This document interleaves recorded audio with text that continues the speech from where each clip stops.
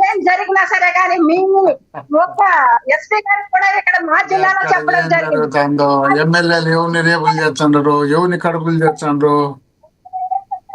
నా దగ్గర నుంచి కూడా ఫోన్ రాదు కానీ ఇక్కడ మీరు ప్రాథమిక హక్కులకి భంగంగా విధంగా ఎవరు ప్రవర్తించినా సరే కానీ తాతకి వదిలిపెట్టండి అని ఇక్కడ స్థానిక ఎస్పీ గారికి కూడా కాకినాడ మీటింగ్ లో చెప్పడం జరిగింది సార్. వాళ్ళు మోహన్ రెడ్డి గారిని నవ్వారంటే జగన్మోహన్ రెడ్డి గారు చూసి నవ్వాలి సార్. రాష్ట్ర ప్రభుత్వాన్ని చూసి నవ్వేటువంటి హక్కు మీకు లేదు. ఎందుకంటే ఉంది కాబట్టి పిఠాపురాన్ని చూసి నవ్వుతున్నారు. ప్రజలు గుండెల్లో పెట్టుకుని పవన్ కళ్యాణ్ గారిని పాలాభిషేకాలు గుంటూరులో మహిళలు చెప్తుంటే ముఖ్యమంత్రి గారు డిప్యూటీ ముఖ్యమంత్రి గారు స్పందించినారు చూడు, దాన్ని చూసి నవ్వుతుందా. అరవ శ్రీధర్ ఒక ఎమ్మెల్యే రేప్ చేసి కడుపు చేసి మళ్ళా పోలీసులు లాంటి తీసుకొని కొట్టారు చూడు, దాన్ని చూసి నవ్వుతాడా. మనం కూడా చెప్తే తెలంగాణల గురించి మహిళల గురించి దయ్యాలు వేదాలు వల్లించుకుంటుందమ్మా. ఇతరే చెప్పొద్దని మాట్లాడే అర్హత మీకు లేదు. దయచేసి మీరు మాట్లాడేది కోరుకోదు. మీరు అధికారంలో ఉన్నప్పుడు మహిళలు ఏ రకంగా ఇబ్బందులు పెట్టారు, పోలీస్ స్టేషన్ సెటిల్మెంట్లు అడ్డాలు చేశారు. ఇవన్నీ రాష్ట్ర ప్రజలు ఎవరో మర్చిపోలేదని ఫోన్ ఇస్తే పోలీసులు వచ్చేస్తారు. మాట్లాడితేనేమో మా జగన్మోహన్ రెడ్డి పరిగెత్తుకొచ్చేస్తారని చెప్పినటువంటి కబుర్లు ఏమైనాయో, ఎంత మంది ఆడబిడ్డలో ఉసురు తగిన జగన్మోహన్ రెడ్డి పడిపోయాడో రాష్ట్ర ప్రజలు ఎవరో మర్చిపోలేదండి. ఇప్పుడు ముగ్గురికి జగన్మోహన్ రెడ్డి గారికి కొట్టలేదు కాబట్టి మీరు ఓడిపోతారని చెప్పి మీరే ఒప్పుకొని జగన్మోహన్ రెడ్డి గారిని ఎటు మనం గెలుస్తాడు, ఆయన మనం ఓడించలేమని చెప్పి మీరే ఒప్పుకొని 3 పార్టీలు కలుపుకొని ఈవీఎంలు కలుపుకొని గెలిచిన తర్వాత ఈ రోజు మహిళల తల్లులను, మహిళల పిల్లలను, హాస్టల్లో ఉన్నటువంటి చిన్న పిల్లలను మొత్తం రేపులు చేయడము, కడుపులు చేయడము, వాళ్ళని కొట్టడము, వాళ్ళ మీద కేసులు పెట్టడము, మాట్లాడిన వాళ్ళ మీద కేసులు పెట్టడము, మీ ఇష్టం వచ్చినట్టు నరహంతకుల పరిపాలన లాగా దరిద్రంగా ఆంధ్రప్రదేశ్ ఉందని ప్రజలు అనుకుంటున్నారమ్మా. నేనల్లే రాష్ట్ర ప్రజల కోసం ఆలోచిస్తాడా. బయట వెళ్తుంటే 160 అర్జీలు ఇచ్చినారు. 160 అర్జీలు. మోహన్ రెడ్డి గారు ఏదైతే ఇప్పుడు ఈయన వెళ్ళారో సీదిరి అప్పలరాజు గారిని పలకరింపుకి వెళ్ళారో, సొంత చెల్లెలైన షర్మిల గారు చావు బతుకుల్లో ఉంటే పరామర్శించని ఒక ట్వీట్ చేయండి జగన్మోహన్ రెడ్డి గారు ఎందుకు వెళ్ళారని అడుగుతున్నారు కూటమి నేతలు. ఇప్పుడు పవన్ కళ్యాణ్ హాస్పిటల్ ఉంటే చావు బతుకుల్లో ఉన్నాడా? ఏం మాట్లాడుతున్నారు? అదేనండి, ఎందుకు పరామర్శించలేదు?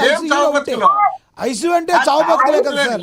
బాగాలేనప్పుడు హాస్పిటల్ ఉంటారు. ఐసీయూ అంటే చావు బతుకులే కదా. పరామర్శించడానికి వెళ్ళారు కదా. సీదిరి అప్పలరాజు గారు ఎవరు చావు బతుకుల్లో ఉన్నారా? మనిషికి బాగోనప్పుడు పరామర్శ, సొంత చెల్లెలు గారికి పరామర్శ ఎందుకు చేయలేదు అని అడుగుతున్నారు వాళ్ళు.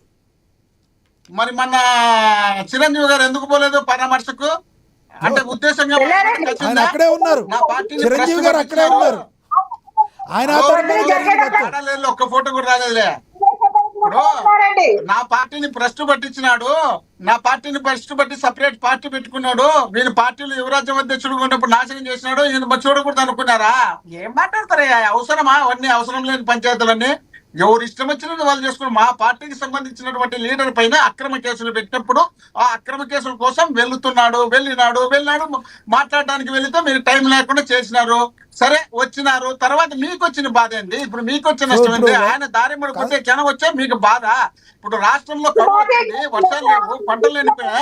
రైతులకు సంబంధించి ఇన్సూరెన్స్ కట్టించాల్సిన బాధ్యత ప్రభుత్వానికి ఉంది. ఎంత పార్టీకి సంబంధం లేకపోయినా సొంత చెల్లెలు కదా సార్, చెల్లెలు కదా సార్. పార్టీలకి చెల్లెలకి సంబంధం ఏంటి సార్?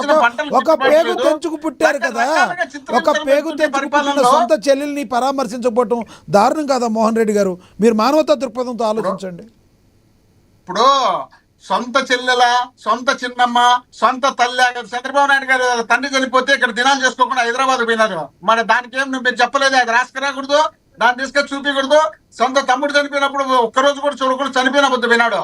మరి అప్పుడంతా పోకొచ్చు కదా, అప్పుడు పైన బాగాలేనప్పుడు దగ్గర ఉండి చూడొచ్చు కదా. ఏం మాటలు మాట్లాడుతున్నారా? ఏం అవసరం వచ్చేది మాట్లాడాల్సింది మాట్లాడుకుంటూనే పోతారు. మీకు ఇష్టం వచ్చినట్టు మాట్లాడుతున్నారు. ఇప్పుడు పవన్ కళ్యాణ్ గారికి చూండి పోలేదు, చంద్రబాబు నాయుడు పోయి వచ్చినాడు, జగన్మోహన్ రెడ్డి పోలేదు. శత్రువా?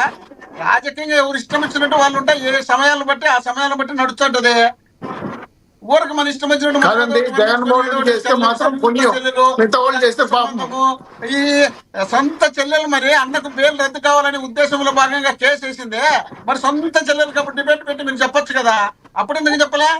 అరే మన కావాల్సింది మనం ఏం తీసుకొచ్చినట్టు మాట్లాడడం కాదు. జగన్మోహన్ రెడ్డి గారు జైల్లో ఉన్నప్పుడు జగనన్న వదిలిన బాణం అని చెప్పి నడిపిందే ఆవిడ కదా సార్ పాపం. మొత్తం పార్టీని భుజస్కంధాల మీద నడిచింది, మొత్తం పాదయాత్ర చేసింది ఆమె. ముఖ్యమంత్రి కాబట్టి కీలక పాత్ర పోయింది. నేను ఒక్కనే నడిపినట్టు అని కాదు, ఎవరు తిరిగితే వాళ్ళు ఒక్కరే నడిపినట్టు కాదు. ఈ రాష్ట్రంలో జగన్మోహన్ రెడ్డి అనే వ్యక్తి వైఎస్ఆర్ కుటుంబంలో ఒక బ్రాండ్. ఆయన చూసి ఎవరైనా చేస్తారో తప్ప ఆయన చేసినారు, ఎవరో చేసినారు కాదు. 16 నెలలు తిరిగిందా ఆవిడ, 17 నెలలు తిరిగిందా వదిలేద్దాం, కానీ వైసీపీ పార్టీకి షర్మిల గారికి ఏ సంబంధం లేదు. ఎందుకంటే పార్టీ నుంచి ఆవిడ బహిష్కరించేశారు, అది వేరే విషయం. చెల్లెలుగా కూడా కన్సర్న్ చేయకపోతే ఎలా సార్? జనాలందరూ అదే ఆలోచిస్తారు కదా సార్, కాదంటారా? రాజకీయాలు వేరు, కుటుంబం వేరు కదా మీరు సార్. అనుకున్నంత ప్రాణ పరిస్థితి ఏమి లేదు కానీ రాజకీయాలు వేరు, కుటుంబం వేరు. మీరు మనవంతం లేదు. చెల్లిని కోర్టుకు లాగాడు కదా జైలుకి. మాట్లాడతారు. ప్రభుత్వం మంటాలి చెల్లిని జైలు లాగాడు. మీ కుటుంబాల్లో చూసుకోండి, వాళ్ళ కుటుంబంతో మీకేం పడింది? మీ కుటుంబాలు చూసుకుంటారు కానీ వాళ్ళ కుటుంబాలు తొలిపోతారు. ఇప్పుడు శ్రీనివాస్ చౌదరి గారు పెరాలసిస్ వచ్చి ఆయన ఇంట్లో పడుకుంటే చంద్రబాబు నాయుడు గారు ఏమైనా పోయిందారా? పోయి చూపి మనం ఫోటో చూద్దాం. ఆయన పార్టీ కోసం ఆమె కష్టపడతాడు, ఆమె డిబేట్లలో కొట్లాడతాడు, ఎప్పటి నుంటో పార్టీ కోసం పనిచేసినాడు. మరి ఆయన పోయినట్టు పోయి పరామర్శించినట్టు ఫోటో చూద్దాం చూద్దాం. అరే అరే ఏం చెప్తారే? ఎందుకు అవసరమైనటువంటి డైలాగులు మాట్లాడితే బాగుంటుంది, అనవసరమైనటువంటి శ్రీనివాస్ చౌదరి గారు చంద్రబాబు నాయుడు గారి తమ్ముడు కాదు కదా. ఒకవేళ బహుశా కార్యకర్త లేట్ గా వస్తారు, చంద్రబాబు నాయుడు గారు తమ్ముడు అయితే కాదు కదా. ఇప్పుడు షర్మిల అంటే సొంత చెల్లెలు కదా సార్. రాష్ట్రంలో ఉన్న ప్రతి వాడు తమ్ముళ్ళలాగా, అన్నలాగా, కుటుంబ సభ్యుల్లాగా భావిస్తారు. మీలాగా ఒక తమ్ముడైతే ఒకటి, అన్న అయితే ఒకటి, కులస్తుడైతే ఒకటి, మాకు కావాల్సిన వాడైతే ఒకటి, మాకు ఉపయోగపడేవాడైతే ఒకటి అని కాదు. రాష్ట్రంలో ఉన్నటువంటి కులాలకు అతీతంగా సంక్షేమ కార్యక్రమాలు అందించినటువంటి ఏకైక మొగోడు మనగాడు జగన్మోహన్ రెడ్డి గారు. కాబట్టి చంద్రబాబు నాయుడు గారు లాగా ఒకే పార్టీకి చేయండి, ఇంకో పార్టీ వచ్చే పలకరియాకండి, ఇంకో పార్టీతో గొప్పతనం గురించి నిజంగా సార్, మీ గురించి గొప్పతనం గురించి, వైసీపీ నాయకుల గొప్పతనం గురించి మీ పవన్ కళ్యాణ్ గారు ఏదైతే ఉన్నారో ఆయన మీ అందరికీ ఎప్పుడో హ్యాట్సాప్ చెప్పారు సార్. కాదు సార్, మీ అందరికీ హ్యాట్సాప్ చెప్పారు సార్. ఎందుకంటే 11 మంది కూడా 11,000 మంది సైన్యం లాగా పనిచేస్తున్నారు అని చెప్పి పవన్ కళ్యాణ్ గారు మీ గ్రేట్నెస్ని ఎప్పుడో ఒప్పుకున్నారు. చెల్లెల విషయంలో ఇలా జరిగినా కూడా మీరు ఈ రకంగా గట్టిగా వాదించగలుగుతున్నారంటే నిజంగానే మీరు కూడా ఒక 1000 మందికి అలా శక్తి ఉంది మోహన్ రెడ్డి గారు. గ్రేట్. ఇప్పుడు మీరు కావాల్సికల్లా అంటే వాళ్ళు ఆ విధంగా వాదించుకోవడం అలవాటు అయిపోయింది సార్, తప్పని సంబంధించుకోవడం అలవాటు అయిపోయింది. కావాల్సికే మాట్లాడుతున్నారు. ఇది సంబంధించింది కాదు, సందర్భం కాదు. వాళ్ళ తల్లితో జగన్మోహన్ రెడ్డి గారు ఎప్పటికప్పుడు మాట్లాడుతుంటారు. మీరు ఆడిపోయి ఫోటో తీసుకోలే, ఓదార్చలే, ఏ పని ఇది పని లేని డైలాగ్ కదా. ఇవన్నీ అవసరం ఉండేది. బాధ కలిగితే వదిలేద్దాం. షర్మిల గారి పరామర్శ గురించి మాట్లాడద్దు, వదిలేయండి. శ్రీధరరాజు గారి గురించి మాట్లాడదాం. జగన్ గారి పరామర్శల గురించి మాట్లాడుతూ దానిలో చెల్లెలు గారి పరామర్శించడం మీకు ఇబ్బందిగా ఉంటే వైసీపీ వాళ్ళకి అది ఇబ్బందిగా ఉంటుంది. దయచేసి షర్మిల గారి గురించి అడగొద్దు, షర్మిల గారి గురించి అడగొద్దు.